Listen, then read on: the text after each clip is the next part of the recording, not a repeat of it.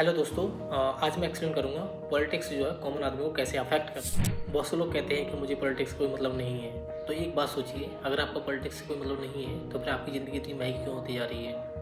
तो इसी चीज़ को हम सिंपल लैंग्वेज में समझेंगे कि पॉलिटिक्स जो है कॉमन आदमी को कैसे अफेक्ट करती है। तो इसको हम एक सिंपल एग्जाम्पल से समझते हैं। जैसे सुबह आप घर से निकलते हो तो आप देखते हो कि पेट्रोल महंगा है, ऑटो का भाड़ा ज़्यादा है, सब्जी और दाल के रेट बढ़े हुए हैं। हम बोल देते हैं कि महंगाई बहुत बढ़ गई है, लेकिन रियली हम पूछते हैं कि ये महंगाई बढ़ी क्यों।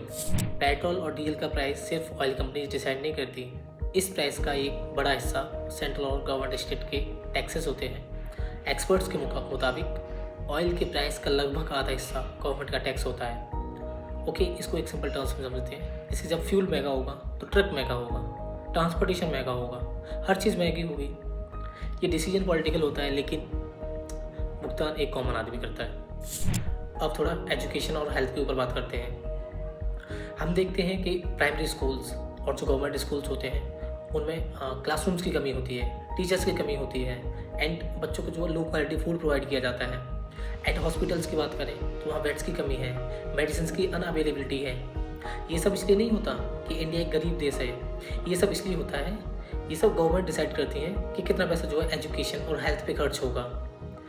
जब इस तरह से जो है हमारा पब्लिक सिस्टम वीक पड़ जाता है तो private hospitals and private schools एक मजबूरी बन जाती है। उसका इफेक्ट जो है एक मिडिल क्लास और गरीब आदमी पे पड़ता है। Okay, now I will discuss the jobs and youth.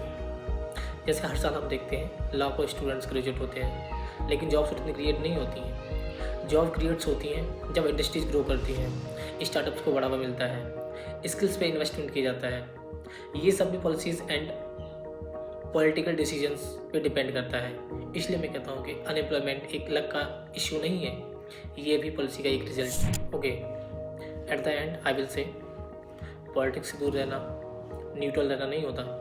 कभी कभी ये अपने हक और फ्यूचर से दूर रहना होता है। अखिलेश एक्सपीरियंस का एम ये नहीं कि आप किस पॉलिटिकल पार्टी को सपोर्ट करें। एम सिर्फ इतना है कि आप समझें, क्योंकि जब कॉमन आदमी समझने लगता है तभी डेमोक्रेसी सच में स्ट्रांग होती है।